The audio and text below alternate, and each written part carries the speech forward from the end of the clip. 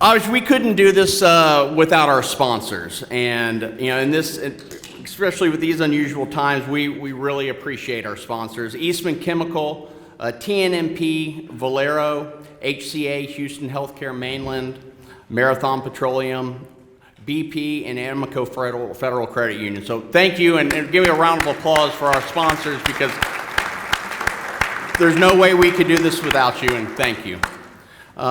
Also, if we have any elected officials, if you would please stand to be recognized at this time.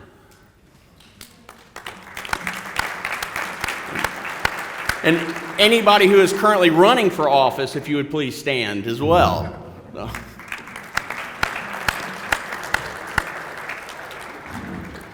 As we just saw Mayor Doyle, and he had a previous engagement. Unfortunately, Mayor Hocking with Lamar couldn't be here today, but we wish all of them well.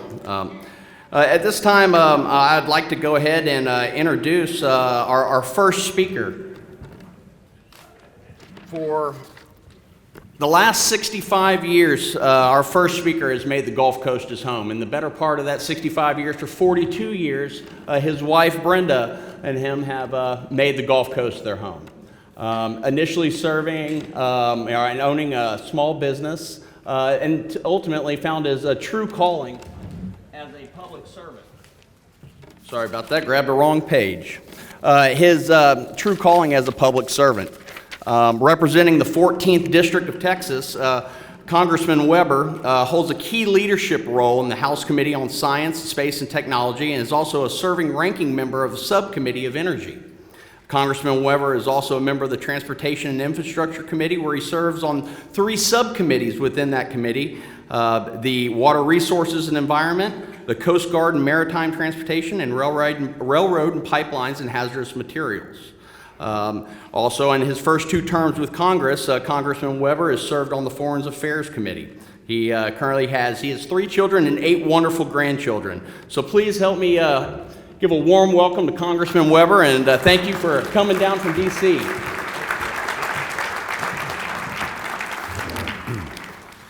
Thank you, Russell. Actually, I came down from Friendswood. And how many of y'all are getting tired of 45 being under construction? Won't it be great when it's done? You know, I've said for a long time, America will stand for just about anything as long as you don't block traffic. And they're blocking traffic. Y'all glad to be without your mask at least long enough to eat? Come on now, I need some crowd participation here. Normally, you know, when I was telling Vic Pearson, when somebody comes in wearing a mask in the bank, they get real nervous about that, you know. But I guess not today. Y'all heard about the Aggie? Walked into the bank wearing a mask, Phil, and he handed the teller a note that said, "Don't stick around, this is a mess up." Well, I'll go back to my day job. Thank y'all for being here. We really appreciate y'all being here, and so many small businesses. And before I do that, Chuck Doyle, how many of y'all read in the paper this morning that former Mayor Doyle had COVID? I didn't know that till today, so I was grateful for Jay's prayer for him. Him and Mary Ellen have been terrific for our community here. So please keep them in your prayers. And 2 years outdated, that bio, they didn't send you new one. I've been in the Texas Gulf Coast, lived in a 20-mile radius 67 years. My bride, this November the 6th coming up, it will be 44 years. My apologies. No, it's all right. You just have what my staff sent you, my ex-staff, I should say. And so that's all good, but been here a long time, and 44 years, the ladies prove that love really is patient and long-suffering, and so I'm grateful for that. I want to give you an update on Congress. Let me start by telling you what the administration has done in order to keep you safe and get us the relief that we need, and we're still working on that. President Trump and the White House coronavirus task force are having to lead an unprecedented, because look, I'm 67 years old, and I've never seen anything like this in my 67 years here on the Gulf Coast. They are leading an unprecedented, comprehensive, and aggressive whole of America and data-driven approach to the virus. You see stuff on TV, you see all the ads, the campaign ads, and you hear all this stuff, but let me tell you, your member of Congress has been on more conference calls in the last 5 or 6 months It's like 3 a day. The White House, CDC, the governor, Harris County, our district, and yes, some political calls as well. We've talked with TDM, Texas Department of Emergency Management, Department of State Homeland Security. I've been on more conference calls in the last 5 or 6 months than the previous 67 years. And I can tell you that they are on this. You might not see that on TV. You might not hear it, but the president is leading that approach, doing everything they can to slow this virus. He is taking concrete actions to rapidly expand testing and guarantee that any American can get tested for the coronavirus, and at the same time make sure that United States hospitals have the resources that they need to mobilize against the coronavirus. And he's also instituted, as many of you know, early on, unprecedented travel restrictions to slow the spread of coronavirus while keeping Americans safe. So we are seeing signs of progress. I know you see the 220,000 deaths that the United States has, which is unbelievable and bad.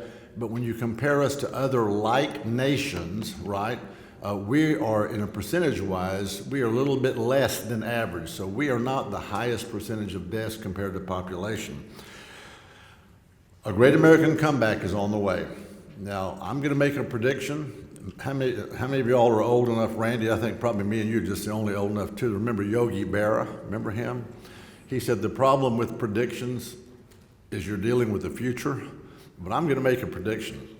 Once we get past this virus, we're going to get this economy going back quicker than the first time. You're going to see a better economy in 2021 than you can absolutely imagine. A lot of the CEOs, a lot of the corporations, and a lot of the people we're talking to believe that to be the case.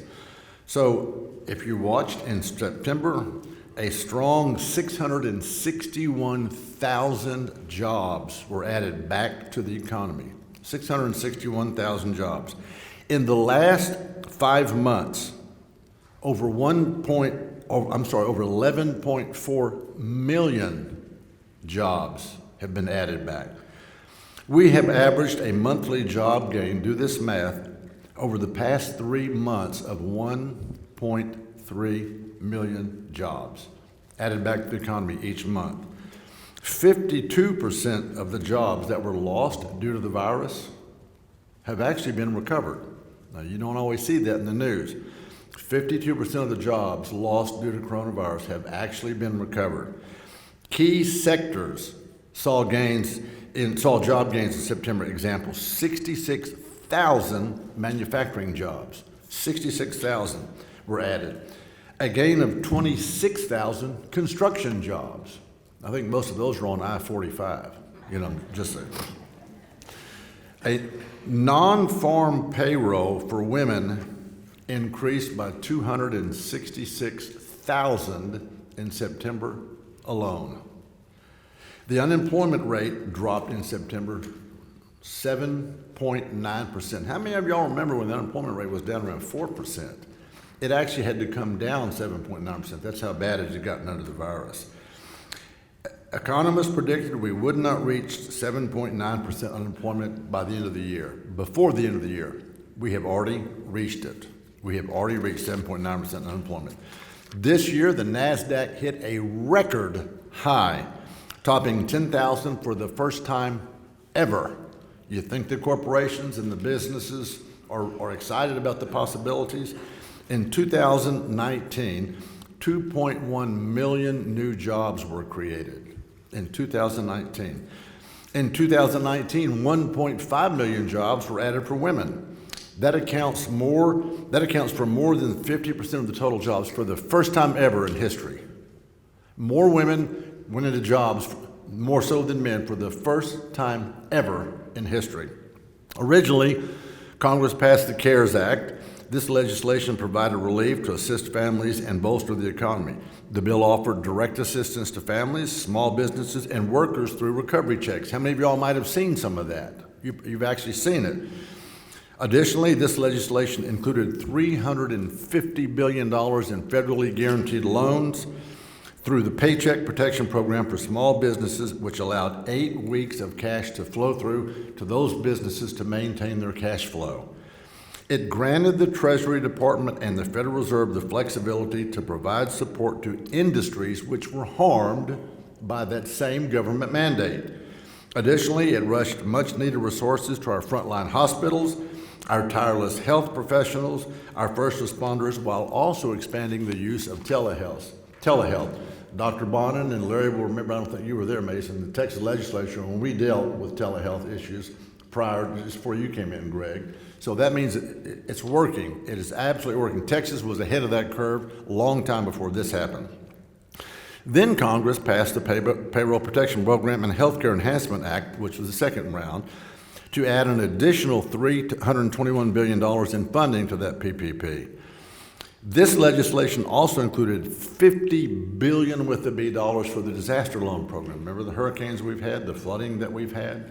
We looked right at that and said, Texas needs that money. We've got to get that money in place. It also had an additional $10 billion for what's called Economic Injury Disaster Loans, EIDL grants. $75 billion of those went to support hospitals. $25 billion of that went to expand testing efforts. You don't always hear this in the news. There's been a concerted, really strong effort to make sure that everybody's taken care of. We get as much money to those hurting areas as we can. Now, while I have concerns as a conservative about that massive spending that we're doing with no offsets, no way to pay, no pay-fors, this was a time when the government shut businesses down and we had to do something to keep the economy from just going totally flat. We are now in the 7th month of the coronavirus economy.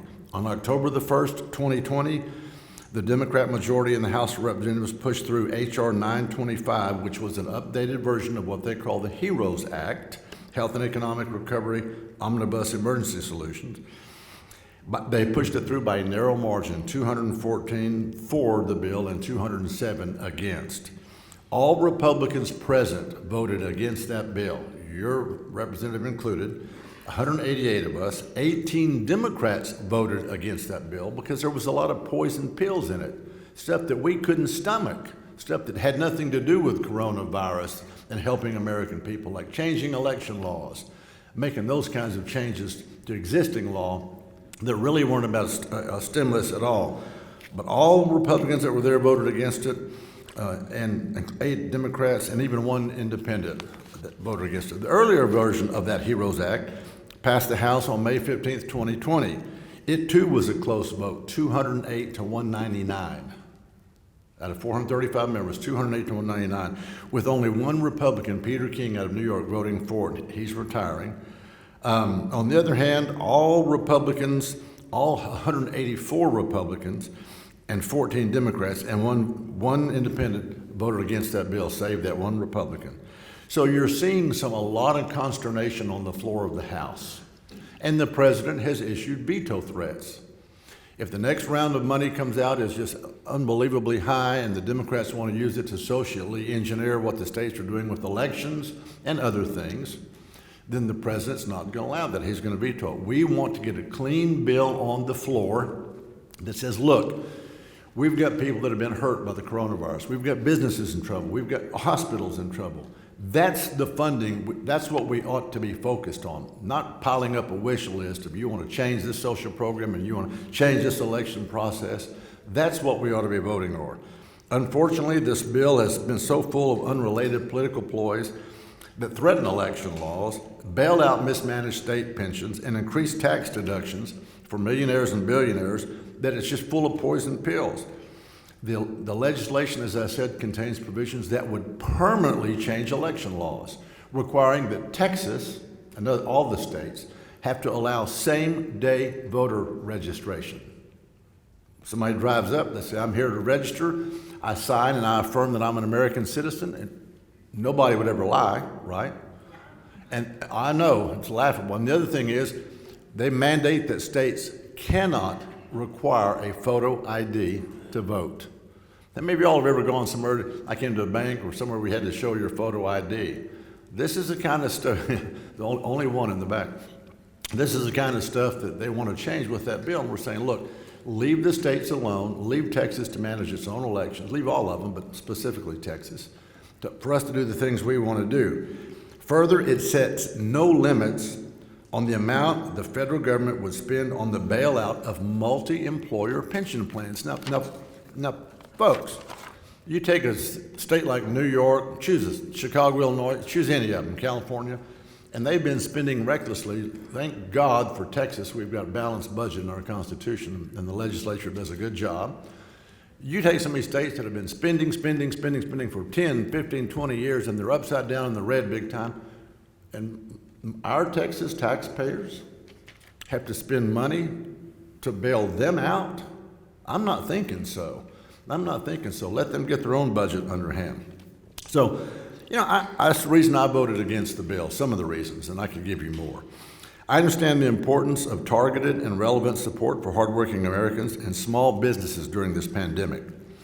Understanding this ongoing need, I will continue to work with my colleagues, both chambers of Congress, the House and the lower chamber of the Senate, and to pursue a consensus relief package where we actually get targeted funding to the people that need it because of the virus.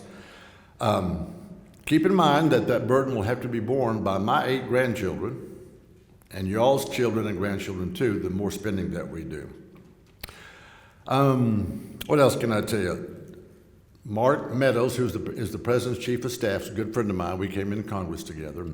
And I've been in constant contact with him. He and the President are working hard, everything they can to get this bill turned around, that relief out. I will tell you this, for those of you who are interested, Debbie Meadows is going to come speak down here in Galveston this coming Sunday night, and it is a Republican women's event, but the Chief of Staff's wife will be here. If you want to come hear what life is like in the White House, she's got some interesting stories about being on Air Force One with the President and being with him in the White House. It's kind of humorous and funny. He just puts his pants on one leg at a time like we do. Cruise industry in our district. We signed on to a bill that would establish a process where we could get cruise industry back up and running, because most of y'all are going to know how big the cruise industry is in Galveston, Texas. I could go into the details of that bill, but it establishes a way that they can do it safely, with the right protocol, with the right agency established to make sure that they do it safely, and get that back up and running, and a way to hold people accountable. If you get on a cruise ship, you don't act correct, if you don't social distance, if you don't wear your mask, then you can be kicked off. And so we're wanting to see our cruise industry get back. It's called the Set Sail Act. There's a lot of requirements in there. I could go through those. We are working in so many instances to try to get sure that we get Texas economy rolling again. I am focused on defeating the virus and keeping America healthy, ensuring the safety and security of all of our communities, preserving our freedoms under the Constitution, rebuilding the greatest economy in history. Did I mention my prediction that in 2021 we're going to come back quicker than we did the first time? We're going to get that rebuilt. We absolutely going to get that rebuilt. We're going to get America working again by adding 10 million new good-paying jobs. We're going to end our dependence on China. We want the manufacturing over here. We're going to enhance our economic security, and we're going to upgrade America's critical infrastructure. That's got to be our focus. We can't social engineer all these other programs that Speaker Pelosi wants to do. Let's just focus on the pandemic, the economic woes that it has caused, and let's fix that for our hurting Americans. So that's kind of the short of it. I appreciate the opportunity of being here. I appreciate all that y'all do, and keep the faith. By the grace of God, we're going to get through this. Thank y'all very much.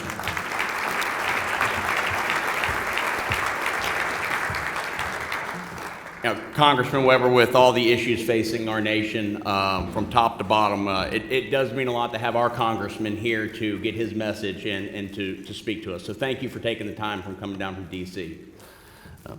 Our next speaker is also a native Texan. He was born and raised in my hometown, Friendswood. A couple non-Friendswood folks. Attending Baylor University, he met the love of his life, and they grew up in Friendswood and raised 3 great children. And they now have 3 young grandchildren. Before getting into public office and becoming a public servant, Senator Taylor ran the Truman Taylor Insurance Agency, which ultimately merged with the Galveston Insurance Associates after Hurricane Harvey. Prior to his election in 2012, he served 5 terms with that Texas House of Representatives. And currently, Senator Taylor is the chairman of the Senate Committee of Education and a member of 3 other Senate committees of Higher Education, Water and Rural Affairs, and Budget and Writing Finance Committee. He also serves on the Legislative Budget Board, which is a permanent joint committee responsible for developing budget and policy recommendations for legislative appropriations. As a representative of Senate District 11, which is comprised of Brazoria, Galveston, and Harris County, I'd like to welcome Senator Taylor to the podium, and please give me a round of applause.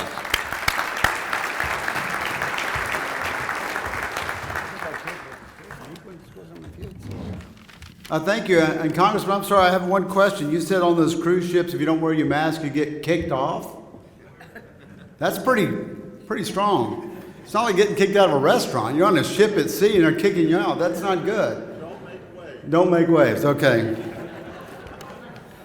Well, thank you so much for the opportunity to be here. It is so good to literally see you live and in person. How many of you ever even heard of Zoom before March? Those little squares. We all feel like we're on Hollywood Squares. I picked that one, and just such an unusual, strange thing. No one ever imagined something like this that we're going through, but it is so good to be here back in person and to be here on such a historic occasion. I mean, you just saw Matt Doyle. It's his last meeting as mayor to be at the Chamber of Commerce Luncheon. Think about the Doyle family. Chuck Doyle and Matt Doyle, how many years had they been working for this community, and what a transformation they made of Texas City. This is one of America's greatest cities. It's been designated. They've done amazing things with this great city. And I think we ought to give the Doyle family a big round of applause.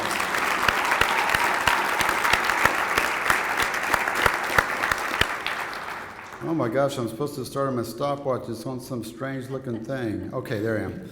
I've only got an hour more to go, so don't worry about it. And then Jenny Center. 25 years. Around 25 years, Jenny?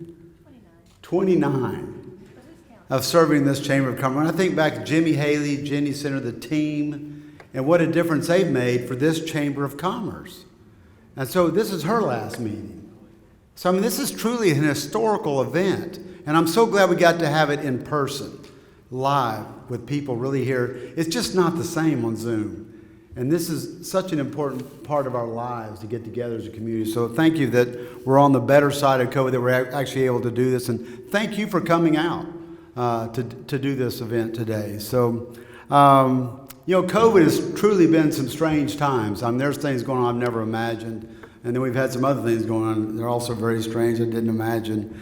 But, it came on us fairly suddenly. As you remember, we were in school, and suddenly the kids were closed out of the school. We went to virtual overnight, and I have to admire our school districts did some amazing things trying to make that quick switch from leaving for spring break after having face-to-face classes to going to virtual, literally within like 2 weeks. Very challenging. But they did their very best, and they were very creative in how they did. Schools were setting up Wi-Fi hotspots in parking lots and putting them in apartment complexes so the kids could actually access their lessons. As the chairman of the Senate Education Committee, I've been very involved with how to get schools back open again, how to handle the virtual, how do we pay for that, how do we do those kind of things, how do we fund schools. Obviously enrollment and attendance are down, but we've given grace periods now all the way through this first semester to allow them to continue to function. They've already hired the personnel to teach the classes, whether the kids were there or not, so we have to make sure we take care of that. But it's been a real challenge. We how to open up schools as quickly as we could and as safely as we could. And we decided at the state level the best way to do that was to let the locals make that decision, because who knows their students, their teachers, and what's going on in their community better than that local school board. So I think we did the right thing. You give that decision to the local school board. We had different districts choosing different things, but to make one decision at the state level for the entire state of Texas doesn't make sense because it's such a diverse and large state. And so now schools are open for the most part. The actual attendance on campus varied. Some places it's 50%, some places as high as 80 and 90%. Some are ready to go 100%, but it just varies all across the state of Texas. But my goal as the Senate Education Chair is to make sure that every kid in Texas gets a good quality education. and whatever environment is best for them to get that done. So we're working towards that. Last session, if you remember, we had a huge education session. We passed monumental legislation on education. We increased funding, state funding for public schools by $6.5 billion. We did a lot of reforms to improve education, particularly for our low-income students. If you'll remember, I think I've told you this before, 60% of the students today in Texas schools qualify for a free and reduced lunch. 60%. It's also our fastest growing demographic. And historically, that's been our least educated as far as attainment levels. So obviously, for the future of Texas and the future of those kids, you cannot allow that to continue. So we made great investments in trying to make sure those kids close those gaps and get the attainment levels they need to succeed in the 21st century. The jobs today require much more than just a high school diploma. And we want to make sure that those kids have that opportunity. Well, then we get into COVID, and we go with 100% virtual. First thing you got to do is have devices, right? Well, so we're getting devices for all these students. With some money from the CARES Act, thank you, from the federal government, we've now spent about $200 million trying to get every kid in Texas with a one-to-one device. They had their own device. And think about that. That's something I've been working on, trying to push for a number of years, trying to get more technology in the classroom, not to replace a teacher, but as a great supplement for a teacher. There's so much richer capabilities with the technology than looking at a textbook. Remember the science book with figure 1, 2, 3, and 4? Well, on a computer, you can click something that actually shows it happening. You can watch a heart beating and peel back the layers of it and see while it's still, it's just so much better than any textbook can ever imagine. A textbook today costs $80 to $90 per textbook. We're getting these devices like $200 to $300. For the price of 2 or 3 textbooks, we're buying a device. But now we've got this other gap. Remember those students I was just talking about, the low income? Guess who does not have connectivity at home? The same people we're trying to close the gap. So now I've been on a work group with the governor put together for a while back during the prime time of COVID, the connectivity work group, and we've been working on getting that. We've worked with our national and statewide carriers. People like AT&T have $10 a month plans for home Wi-Fi. Broadband. And where they don't have broadband, we're working with our cellular carriers to provide cell plans that those families can have Wi-Fi. So we're going to have every student. Now and we'd already started this process a couple sessions ago. We passed an E-rate appropriation from the state, about $25 million matched up with the federal government, made $250 million to make sure that every campus across the entire state of Texas had broadband access. We now are over 98% of all campuses in Texas have broadband. So we're well on our way to make sure these kids have those opportunities. And you think about far west Texas. You have a county that has 300 people in it. Guess what? You're probably not going to have the highest level physics teacher and math teacher, but with the internet you can. You can have the very best. I've described this all the time, but you can have an engineer from NASA beamed out to these classrooms all over Texas talking about problems they had with space and how they came up with a creative solution. And you'll have little light bulbs going off for people in some rural area. They may not even know what the space program, really what all is involved in it, but now they have access to that. And they can see great opportunities beyond just what's in their local region. So it's very important. There's a lot of things. COVID has been a terrible experience. I think we can all agree. It's probably the worst experience as a state we've ever been through. But there are things we are going to learn during COVID. And we're going to glean those positives, the lessons, the positive things that we've learned, and we're going to use those to come out on the other side of COVID better and stronger than ever. I say this all the time, but I would rather be nowhere else but Texas to go through something like this. This is what we do. This is our nature. We meet challenges. From our very beginning, how we became an independent country. We took on a whole nother country to become Texas in the first place. We get through hurricanes more than we'd like. But we roll up our sleeves. What do we got to do? We get it done, and we rebuild bigger and better. 1900 storm wiped out Galilee. They built a seawall. They raised the whole city up. This is what we do. We put man on the moon right here. This is what we do. So challenges is just in our nature. It's in our DNA. I would rather be nowhere but right here in Texas to take on this challenge. And we will come out on the other side better and stronger. Obviously, this had a big effect on our economy.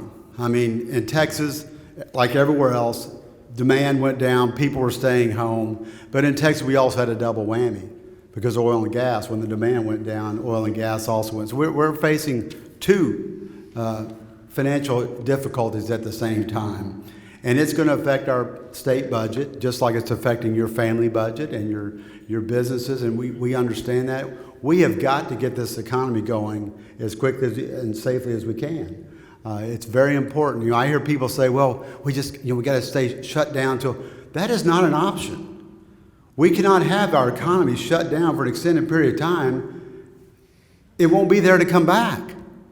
So this is important. You have to find balance and perspective. Yes, we are dealing with a difficult thing with COVID, but we know more today than we did on day one, right? What frustrates me is some people are still acting like this is day one and we don't know anything. We know a lot. People say use the data, follow the science. Okay, well, we've learned a whole bunch. In fact, following the science was kind of hard pretty early on. I mean, it's like a bouncing ball. I mean, how do you do that? So we're finding out more. We're getting better. And I'm hearing things like the mortality is now 75% better than it was like back in March. So there are things going on that's going to help us get this economy, but we have to do it. One, for the state budget, for our business, for our employees and their jobs. It's very important.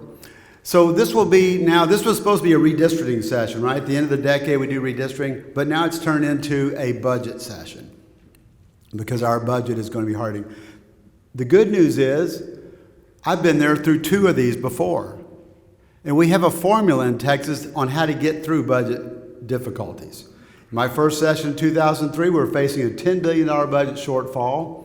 And then in 2011, you remember the economic turn in 2008? The federal government gave us stimulus money that got us through the 2009 session, but unfortunately by 2011, the economy still had not recovered. So we had a $17 billion budget shortfall in 2011. But here's what Texas did. We did just like you do in your own family. When your income is down, you slow down your spending, right? In Texas, we have to have a balanced budget. So that's what we did. We did not increase taxes. The worst time to increase taxes is when people are already having a hard time.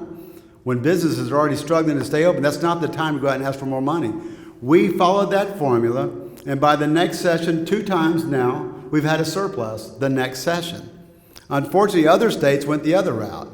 Their idea was, well, let's just raise the taxes, and that'll help us cover our shortfalls. Many of those states are still trying to figure out how to cover the shortfalls, many years after those downturns. We're going to use that same formula this time. As a member of the Finance Committee, being on the Legislative Budget Board, even on the Conference Committee as Article 3 Chair with my good friend, Representative Greg Bonin, we're going to follow that same formula. And Texas is going to come back faster than others. In fact, we were the first state out of the last economic downturn using that formula. We're going to do it again, and we're going to come out of this, and I have great confidence in that. I am an eternal optimist, by the way, as well, but I think we have reason to believe that. It's not just foolishness optimism. I know we can do it. We've done it before, and we're going to do that here.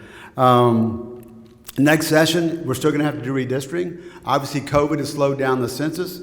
Have we passed the deadline for signing up for doing your forms? If you haven't, you need to do your census forms. But we're going to have to we have to redraw congressional lines, Senate lines, state Senate, state House lines. And we have to do it in this session. And if we don't, it's going to go to the Legislative Budget Board, not the Legislative Budget Board, the State Redistricting Board to do that. It has to be done. So we're going to be working on that, but that was supposed to be the overriding thing. Now it's the budget. I will say one thing real quick about how we've dealt with COVID, and I'm running out of time. This emergency orders was never intended to be for this long a period of time. So my thinking is we need to have a commission that's put in place that we need to establish during this session, that when we have emergency orders, because emergency orders were supposed to be for like hurricanes and tornadoes and things like that, short term, not 7-8 months. Our whole system of government is not designed to have one person making all these decisions. But during something like a pandemic, you can't exactly bring the legislature back together and discuss it. Think of if it's Ebola or something. I mean, nobody's want to get close to anybody. So we need to have a commission, whether it's Lieutenant Governor, Speaker, Governor, several committee chairs on both sides, House and Senate, and then have some citizen members. And let that commission make some of these long-term decisions rather than having one person. Because think about the spectrum of people on COVID. Scared to death, won't leave the house. Why are we doing anything, right? And then we got everybody in the middle. like us. We're willing to come out, take the right precautions. We're here, right? But that's what you're dealing with. You pick anywhere in there and make your decision. Who have you ticked off?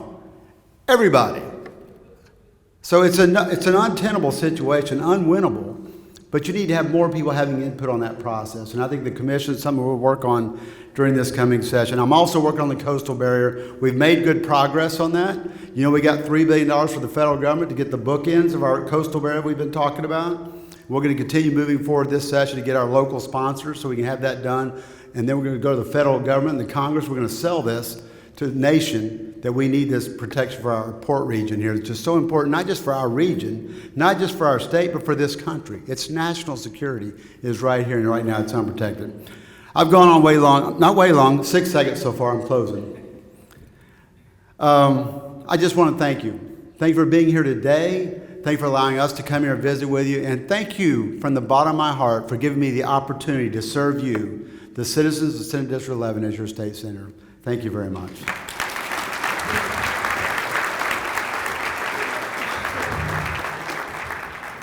Thank you, Senator Taylor. Our next speaker is currently serving in his 4th term representing District 24 here in Galveston County.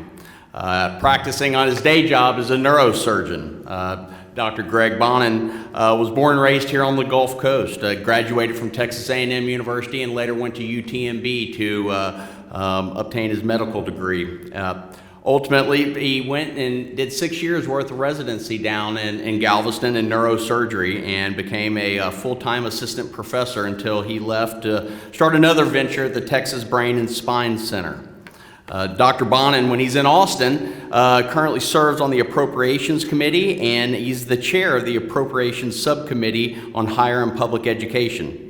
Dr. Bonin also is a member of the House Insurance Committee, and after the 86th legislative session, Dr. Bonin was appointed to chair the Select Committee on Statewide Health Care Costs. He was also appointed to the Texas Windstorm Insurance Association Funding Structure Oversight Board. Anybody that could give us any insight on COVID, I'd like to welcome Dr. Greg Bonin, and thank you very much for being here, sir. Well, thank you for having me. It's always an honor and a pleasure to be with you. The legislature meets every other year. We meet an odd numbered years, and after the 2017 legislative session, which had been a difficult session, we went very shortly thereafter through Hurricane Harvey. The following year, we had the tragic school shooting in Santa Fe, and I thought, this has been the craziest interim, the craziest time between legislative sessions that I can imagine and that we've ever experienced. I had no idea what 2020 was going to look like. You know, just when you think that you've seen it all, we end up going through something that I don't know if I would say is unprecedented, but hasn't happened in literally over 100 years. So the pandemic has obviously had a huge impact on our economy. It's had a huge impact on the priorities that we're going to be facing as we go into the next session, which will be in January. So we'll get together in January of next year and begin to work on the budget and other priorities going through the end of May. There will be a number of things that if you had asked a year ago what I thought we would be dealing with, I might not have come up with. And certainly one of those is going to be public safety. There has, as you guys are well aware, been a lot of tension and a lot of controversy around our country and even in the state of Texas regarding law enforcement. But from my perspective, these are men and women of all colors who put themselves on the line, risking their lives every day to protect us and to keep us safe. And that is one of the core functions of government, is to protect citizens and their property.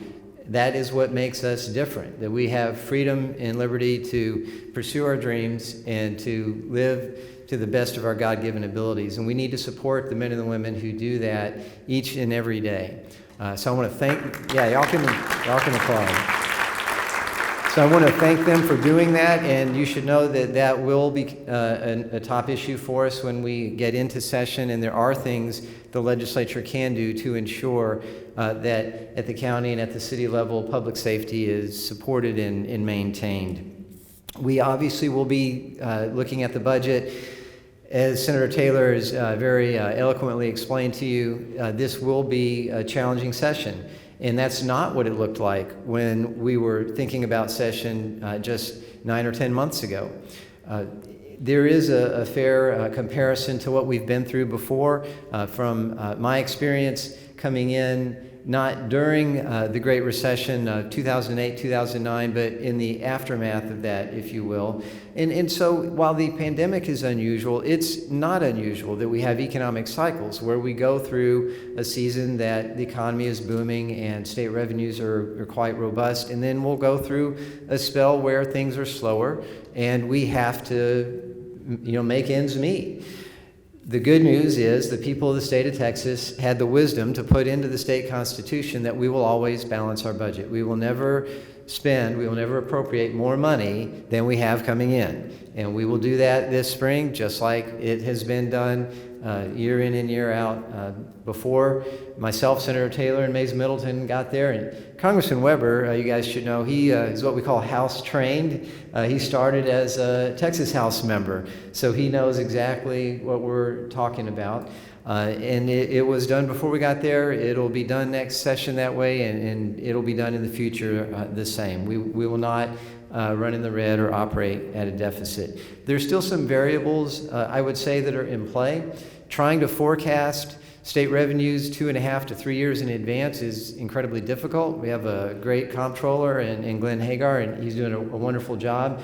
We'll find out in January what he's projecting for the subsequent biennium, so that's still a little bit unclear. And then the other question, which you heard Congressman Weber already speak to, is the extent to which we'll get some additional aid to the states from the federal government. Not to bail us out for pre-existing poor choices or pension deficits, but to help with what has been a true massive hit to the economy. And so we are very still much optimistic about that, but we'll deal with it either way. Nonetheless, that will have a significant impact on what we're able to do with our budget in the next biennium.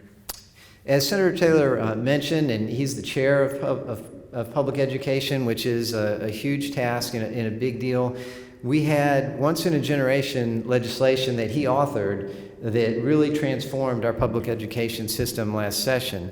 Now, some of the transformative changes that are in there will come into play in this next session. I think we can expect there's always going to be some cleanup that needs to be done, but some of the big things that we did, and he mentioned the $6.5 billion of additional money that the state is now putting into pub ed. There was another $5 billion in property tax reductions. And going forward, what that means is that the state is putting a greater share of the funding into the public education system. That brings down recapture, something which is really important in Galveston County and right here in Texas City. In addition to that, we restricted the amount that property tax revenues from school districts may grow year over year to 2.5%. That means the state will continue to put more in. That will further drive down recapture and further increase the state's percent of the contribution to public education funding in the state. There is bipartisan support to maintain that commitment. So even in a tough budget cycle, that is going to be a huge priority for us, not to go backwards, but to go forwards and maintain the commitment that we have made to public education in the state of Texas. With respect to the pandemic, it is going to change a little bit what session looks like, but I'll share with you as a physician, as a neurosurgeon, I've never stopped working throughout this, and I think what my colleagues, the nurses and the physicians who've been working through this whole experience have demonstrated is that if you take the appropriate precautions, there's really not much that you can't do safely. We just have to be thoughtful and mindful of how we go about doing these things.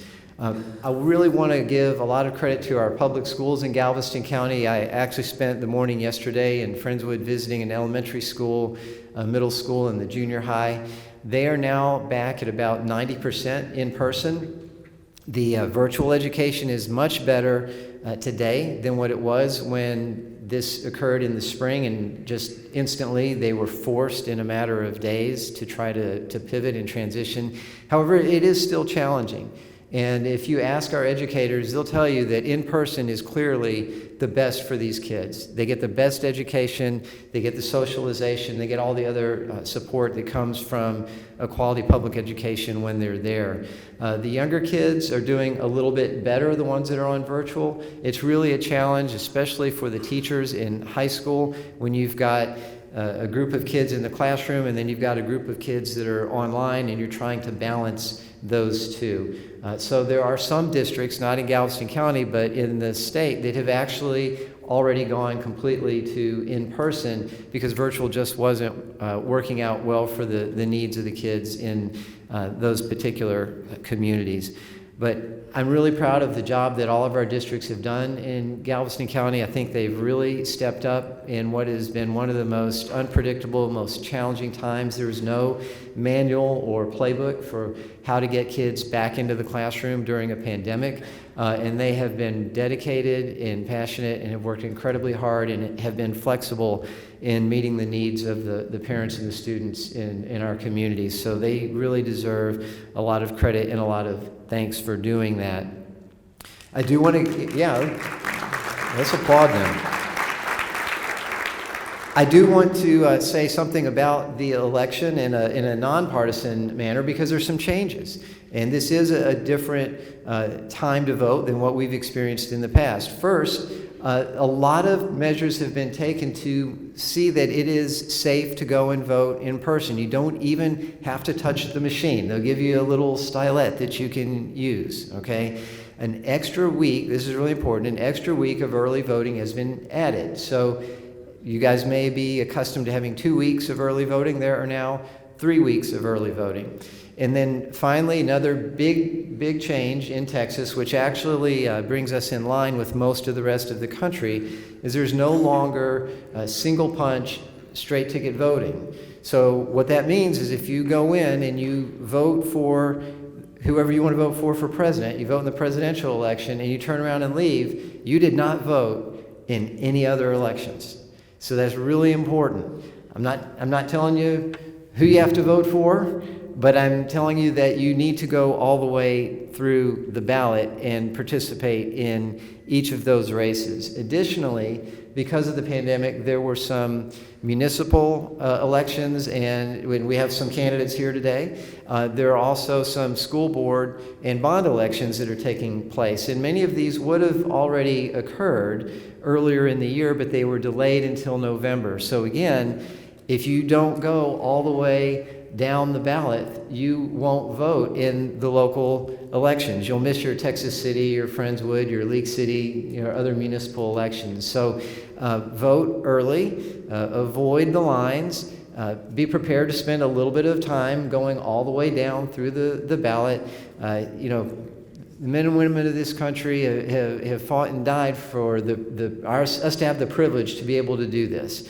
And so I would encourage all of you to exercise your right to vote and to understand that there are some differences this time. You got an extra week to do it early, and you have to go all the way through the ballot.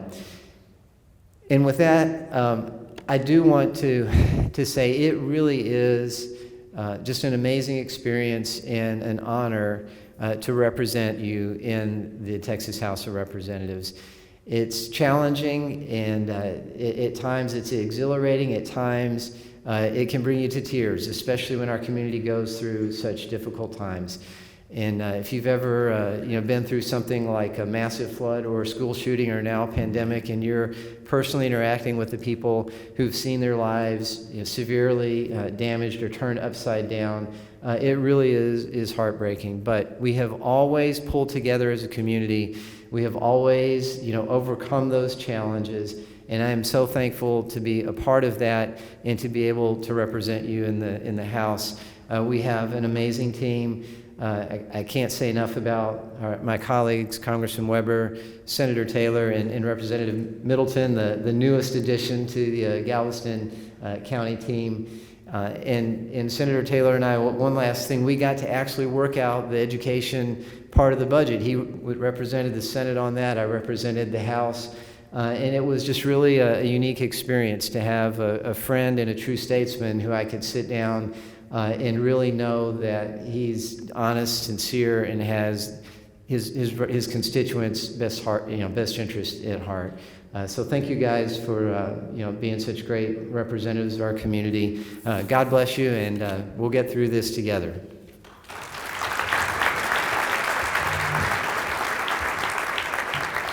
Dr. Bonin, thank you for what you do for us in Austin, and also your leadership on the medical front as well, on those front lines. Our next speaker is certainly, while he may be new to the team per se, he's no stranger to these parts. Representative Middleton and his wife Macy have 3 sons, Connor, Christian, and Matthew. He is actually a 7th-generation Chambers County resident, and before going into politics in 2018, Representative Middleton was the president and still is of Middleton Oil Company. Representative Middleton and his wife support numerous local community organizations and faith-based charities. He's, as a representative of District 23, Representative Middleton was appointed to the House Committees of Urban Affairs, Elections, and Local and Consent Calendars. Representative Middleton is also appointed to serve on the Policy Committee of the Texas Republican Caucus. So please give me a warm welcome for Representative Middleton.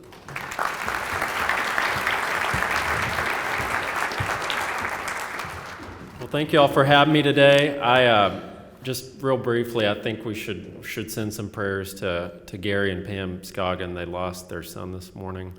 Oh, very sad, and also for Mr. Doyle too, for a full recovery there. So, this has been difficult times for all of us, and I hope that everyone's gotten to spend more time with their family. So much has been canceled in the community, and so many people are suffering right now. But I hope that is something good that we can take away from this. I know I have. The other day, we're blessed with 3 boys. Macy and I are, and the twins are 6 and the baby's 3. And one of our 6-year-old was really mad at the baby, and he said, "You don't know anything. You don't even know who George Washington is." And the 3-year-old said, "Yes, I do. He works at HEB with Abraham Lincoln." So, we got some work to do. Homeschooling maybe didn't go so well. But I cannot tell you how grateful I am to get to represent Chambers and Galveston counties in your Texas House. It's a true honor, but let me tell you, and also don't forget, represent the Lamarck Cougars and Texas City Stings. We just did an awesome unveiling of a new Cougars fire truck yesterday, or day before yesterday in Lamarck, but go check it out. In Texas, we really don't ask for help. We become the help, right? So we all know a Texas City student, Austin Montalbano, probably never sewed anything in his life, and he saw early on in this whole crisis that a lot of people just didn't have masks. This is when everything was sold out. We couldn't get them, and he just decided he was going to learn how to sew, and he did, thousands of them, and distributed them to frontline workers all across our community. But it's the incredible things like that embody this community of Texas values, right? We're the all-American city where we're standing right now. And it's those Texas values that are going to get us through this crisis. And it's those Texas values also that won our independence. The Battle of San Jacinto, everyone that fought there and secured our independence from Mexico, well, what was fresh on their mind? Everybody had just died at the Alamo, right? So that took some real Texas grit, but we still have that grit, and we still have those values right here in this community, in this state, and that is how we're going to overcome and come out of the other side of this stronger and better, God willing. So that's what we have to focus on next session, is using that grit that we have inside all of us to overcome it. Now more than ever, I think we need to remember also that our rights are from God and not government. In the Declaration of Independence, it said we're endowed by our Creator with certain unalienable rights. So I think with what we're seeing right now, we have to remember that next session as well, that our rights are always from God and not government. So we did a lot last session. There'd be certainly a lot different things I would talk about today if we weren't living through what we're living through right now. But, we passed landmark property tax reform last session, where we limited school tax, M&O taxes at 2.5% increase per year, which we all know increases the state funding automatically when you do that. We also limited city-county tax increases at 3.5% per year, which is a huge step forward because before the old limit was 8%. But we know there's a lot more work to be done. I'll get into that a little later about some of the other property tax relief and reform issues that need to be done. Obviously, school finance last session. Thank you, Senator Taylor and Dr. Bond and everyone else for helping push that through. It was $11 billion school finance bill, and $5 billion of that was used to buy down your school property taxes. So it's truly transformational. And there's a lot of other things that I guess people don't hear about as much, like school safety legislation. Texas City ISD is leading on school safety. The best practices for all of America, frankly, are being implemented right here in Texas City. And that was a huge issue after the Santa Fe shooting, and we realized we had to be much more proactive and not reactive. So we passed with Senator Taylor's SB 11 landmark school security legislation last session. And then also human trafficking. I bet a lot of y'all have seen the billboards in KHEA and that general area. We're on a corridor right here, unfortunately, with I-45 on I-10. So we realized we had to do more, and we passed legislation last session to help combat human trafficking and give more tools to our law enforcement officials to investigate and prosecute dangerous criminals. And then, obviously, teacher retirement system as well. That's been an issue for years. It is underfunded, it was. And thanks to Dr. Bonin's bill last session, we put $500 million in it to bring it up to actuarial soundness, because it was not sound before last session, and put in another $500 million for a 13th check to honor the service of our retired teachers in our community. So that was really important and long overdue legislation that we got done last session. And certainly not last that I wanted to talk about is the ban on a state income tax, because like you've heard, we need more revenue. No, we don't, because what we need to do is help people keep more of their own money in their own pocket. We don't need to be passing new taxes right now. So that's our insurance, that Texas never becomes like California. And that's critical moving forward for next session. So that's off the table, thanks to everyone's efforts last session. So, I wanted to go through a little bit last session first, but, obviously next session is going to be a budget and redistricting session. Those are kind of the two big topics, right? I mean, we've heard of the shortfall the state's going to have, but, what that means is we just have to focus on our core functions, right? Education, healthcare, roads, water, the basic core function of government. Because I've never been a fan of across-the-board cuts, right? Because that's indiscriminate. Painting a fire hydrant is certainly not the same as funding our police officers. Two very, very different things. So we have to focus on our core functions. And there is a lot of waste, fraud, and abuse that we can identify in our state budget. Like I was glad to see and help in the decision to eliminate the Texas Racing Commission and put it in Texas Department of Agriculture. And I don't know if y'all know, but our Texas Racing Commission was larger than the Kentucky Racing Commission. That's ridiculous. And then we have all these state agencies in Austin that are paying outrageous rent to the city of Austin, like Texas Windstorm Insurance is paying over $130,000 a month. Well, let's move them here to the Gulf Coast and save that money. They can get a much cheaper rate here in Texas City or Galveston County. And then when their employees live here and their roofs get blown off in the hurricane, I think they'll have a little more sympathy for us, right? So, I mean, it's things like that we can do and we should do next session. Obviously, public safety is a big one. We should defund bureaucracy. Don't defund the police. And that's one thing we have to focus on. Because public safety, I'll say this all the time, actually. So, we're promised life, liberty, and property, right? Well, we can't have that without law enforcement in our community. They're the ones that ensure that life, liberty, and property that we're promised in our Constitution. So that's why we need to stand up for law enforcement next session. And it's really sad what's happened in the city of Austin, where they did defund the police. Austin, actually, I don't know if it was the city, but someone decided it didn't look good. I think it was city management to board up the police headquarters, and they boarded up behind the windows, right? I mean, it's ridiculous things like that. You walk up and down Congress and businesses are closed and, they don't open, and some of them are just out of business for good. There's graffiti. We can't have that. Families have to be safe in our community, and that's one of our core functions of local and state government to do that. And there are some tools that we can add to the table, I think, next session. You've seen some of them from the governor already about, look, if you're not going to provide public safety, then you can de-annex, take it out of the city, or freeze property taxes.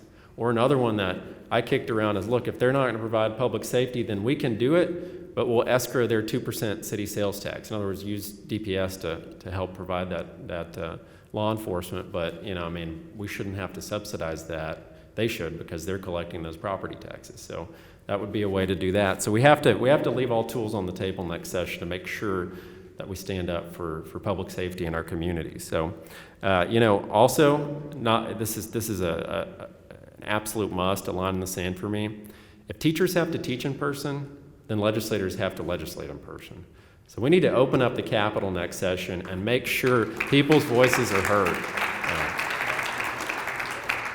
Because I've said it time and time again, look, I'm not a fan of Zoom, I'm just not, and it's frankly not really open government. A lot of people don't have online access, a lot of people don't have high-speed internet like Senator Taylor talked about earlier, and their voices are silenced when it's only online means with big decisions like tax rates, and one of them was the Alamo recently moving the cenotaph, and KHEA raising rates. They were trying to do that by Zoom, and I said on all of those, look, you can't do this when you're not allowing people to show up and make their voice heard in person. People are being locked out of their local and state government when we're doing it online only. So we need to make sure that we have that done and implemented by next session, because we've got to meet in person. We've got to allow people to make their voice heard in person too. So obviously with this pandemic too, we've seen disaster powers. That's been in the paper a lot, and we know that we need those, right? I mean, our community, we've been through enough hurricanes to know that we have to have those emergency powers by the executive, so county judge or governor, to respond. Sewer, water out, power out, the buildings destroyed, but that shouldn't go on forever, right?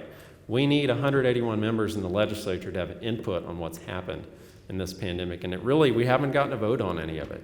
And we need to change that, where I don't know what that looks like as far as limiting disaster powers, whether it's 30 or 60 days or whatever, but we need our input and what the response is to this, because at the end of the day, there have been a lot of things that we've had to fight, like getting small businesses open, in our community.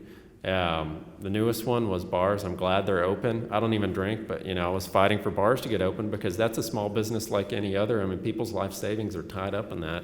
And everybody at the end of the day deserves the right to make a living and feed their family. And it has truly exposed some of the problems that we've got with occupational licensing, right? Because that's kind of the real threat, right? I mean, to yank someone's right to operate and run their business. So, I mean, that's something that we also need to look at next session, is maybe where no one can lose their occupational license based solely on a disaster order, right, from a state agency like TABC. So we have to put in some checks and some ability for the legislature to come in there and weigh in on it, and city council and commissioners court. Now they have, the 7-day, I think, rules, so they do have to more often than we do, but we've got to do these things. So KHEA, that's also another big one. So thanks to Dr. Bonin and Senator Taylor, we passed landmark KHEA reform last session, and we've been able to stop all rate increases for the last 3 years. So that's a huge victory for our Gulf Coast community, but KHEA is run pretty much by the insurance lobbyists. So, they're trying to figure out ways around the reforms that we passed. And number one of that is reinsurance. So that's something we've actually never drawn on, and it's a quarter of your premium that you pay in your rates. And we fixed that, or so we thought, last session, and KHEA is now trying to get around that and push more of that cost onto you, the ratepayer, because the reform that we passed was supposed to put it on the member insurers and not on us, and they're trying to figure out ways around that. So there's some other fixes that we need to do to close some loopholes that they've sort of exploited, frankly. It's all about modeling, and I know modeling sounds familiar to everyone. You can always write a model, say whatever you want it to say. KHEA does that on hurricane modeling, unfortunately. So, in Texas, the good news is we cannot take on debt. We can for roads, but we can't have a deficit. So we have to have a balanced budget. So again, the best way we can help people is let them keep more of their own money in their own pocket to recover from this. And we have to do additional limits on property taxes, additional reforms on property taxes. Our tax assessor, Cheryl Johnson, is here today. We have a long list of things we'd like to see change next session. Obviously, one of them I would like to see is a freeze on appraisals in a year like this, right? I mean, this is a year of actual disaster and economic disaster.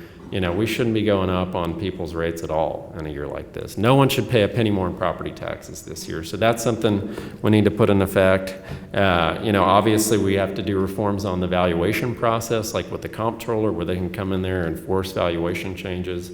I think we need to get a break from that, where we can better determine that locally, maybe do it every other year, not every year like it is now, increase the tolerance for error. And then Senate Bill 2 is really the big landmark property tax limits bill that we passed last session. And there's additional strengthening that needs to happen there. There are definitely some gaps that we've identified in this interim on Senate Bill 2. I mean, the 3.5% is huge. But there are some little things that would maybe allow, like recently you saw certain counties were trying to, and Galveston's definitely not one of them, but certain counties were trying to say they could raise taxes 8% without a vote of the people. That's a huge loophole we got to close. So things like that are really important next session. And obviously on an issue I've worked on a lot is taxpayer-funded lobbying. I had the bill to ban that, and that's where your local tax money is diverted to the pockets of Austin lobbyists who are often working against you and actually working to raise taxes. So they're using your money to lobby the legislature to take more of your money, and that's just fundamentally wrong. It's $41 million a year. We had Cheryl was there to testify for it last session, and of all years, really, I mean, we need to be taking care of people at home. We need to be paying our teachers, people that, we got to pay for public safety, roads. We should not be paying Congress Avenue Austin lobbyists who I see firsthand, and they do not represent the values of this community. So it's a waste of money. It's something we got to eliminate, and actually a list just came out today of a majority of our Republican caucus just signed the pledge to ban taxpayer-funded lobbying. So we have a big amount of momentum behind that. And I'm excited to get to work on that again next session. These are just some of the things that we're going to look at next session. Obviously it's a moving target with what's going on. None of us could have ever predicted this. But that Texas grit that we all have is going to get us through this. And our state legislature is there to fight for the community. I'm there to fight for this community. And I could not be more grateful to get to represent Chambers in Galveston County and your state capital. And let's get it open, and let's get to work, and let's go fight for Texas City, Lamarck, the rest of Galveston County and Chambers County next session.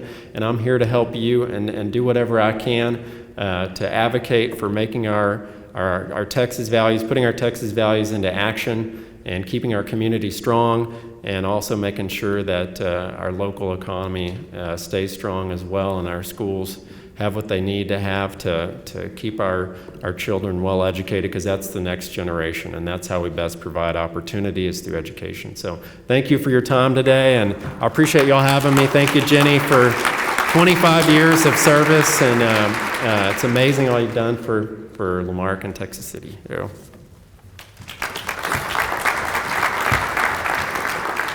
Thank you, Representative Middleton. At this time, you notice the nice centerpieces that are in the middle of your table. I'd like to thank Sean Bailey with the Amico Federal Credit Union. He supplied those. But if you lift up your placemat, and if there's an orange dot underneath, you are the big winner of the day.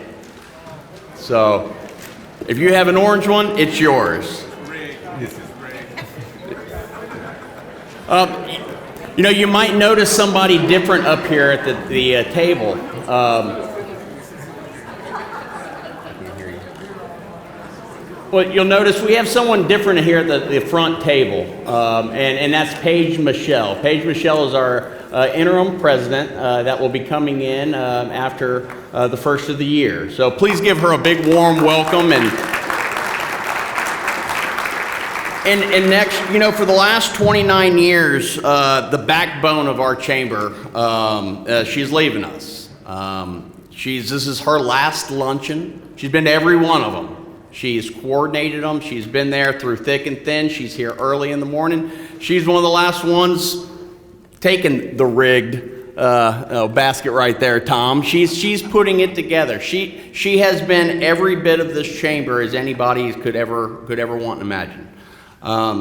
Jenny, your leadership and what you've done for small business, what you've done with this chamber is, it's a thankless job, and thank you very much. I mean, for what you've done for me, and your guidance, your mentorship, I'm forever grateful. And I know that Representative Middleton and Bonin and Senator Taylor and Congressman Weber have something that they would like to present.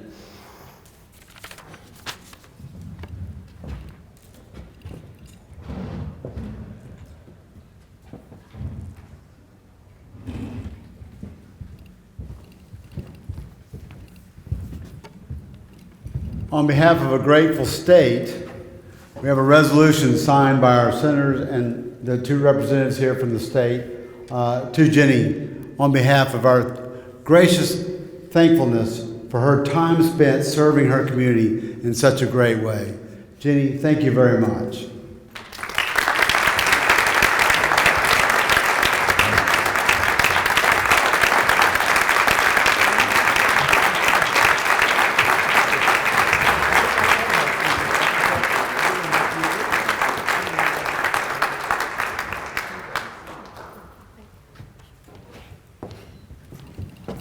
Well, I probably can't do this and not cry. So I'm just going to say thank you to all of you. And, this has been the best job anybody could ever have. So we represent from our chamber such great communities, and we have such great members. So it's not really like a job. It's a lifestyle. And so I thank each and every one of you. I've had a great time, and I'm off to a new adventure. We'll see what happens. Thank you all.